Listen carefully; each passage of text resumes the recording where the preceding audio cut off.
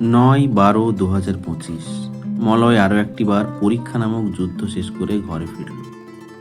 ঘরের চার দেওয়াল জুড়ে পুরনো কালি, পুরনো হাতের লেখা আর পুরনো স্বপ্ন। কোথাও তারিখ, কোথাও সিলেবাস, কোথাও বা নিজেরই লেখা সাহস জোগানো বাক্য। মলয়, তোকে পারতেই হবে, চাকরিটা তোকে পেতেই হবে মলয়। লেখাগুলো শুকিয়ে গেছে, কালি ফ্যাকাশে, শুধু বাক্যগুলো এখনো দেওয়ালে আটকে আছে।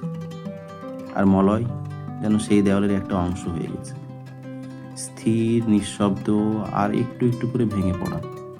40-এর দোরগোড়ায় এসে মানুষটা বুঝে গেছে, স্বপ্ন সবসময় বয়সের সঙ্গে বড় হয় না, অনেক সময় সময়ের ভিড়ে ছোট হয়ে যায়, তারপর একদিন নিখোঁজ হয়ে যায়। 15 বছর ধরে কত পরীক্ষা দিয়েছে সে, তার সংখ্যা তার গোনা নেই।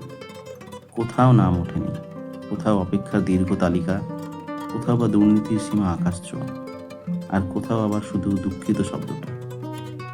কিন্তু আসল পরীক্ষা, সে তো ছিল অন্য জায়গায়, চায়ের দোকানের আড্ডায়, আত্মীয়ের বাড়ির নিমন্ত্রণে, অথবা পাড়ার কারো হঠাৎ প্রশ্নে, কি রে, কি খবর, কিছু হলো?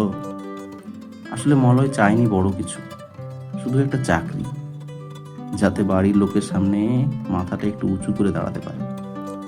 বাবার চোখে যেন আর লুকিয়ে না থাকে অপূর্ণতার কষ্ট, মায়ের গলায় যেন না থাকে অকারণ সান্ত্বনা বাক্য। কিন্তু সমাজের কাছে তার পরিচয় হয়ে গেল চির পরীক্ষার্থী, অতিরিক্ত পড়াশোনায় জীবনের সময় নষ্ট করা এক বেকার ছেলে। সে পারে না চায়ের দোকান খুলতে, পারে না চপ ভেজে বিক্রি করতে। অভিমান নয়, ভয়। যদি গ্রামের নিতাই কাকা এসে বলে, এই কাজে যদি করবি তবে বাবার জমি বেচে এত পড়লি কেন রে? কি নিষ্ঠুর, তাই না? আসলে সমাজ শুধু ব্যর্থতা দেখে, কিন্তু সেই ব্যর্থতার পেছনে কত বছরের লড়াই সেটা কেউ দেখতে চায় না।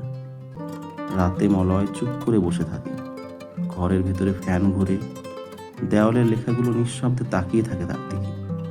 সে জানে সে অলস নয়, সে অযোগ্যও নয়, সে শুধু সেই প্রজন্মের একজন যারা স্বপ্ন দেখেছিল চাকরি, আর বাস্তবতা দেখিয়েছে অপেক্ষার দীর্ঘ লাইন।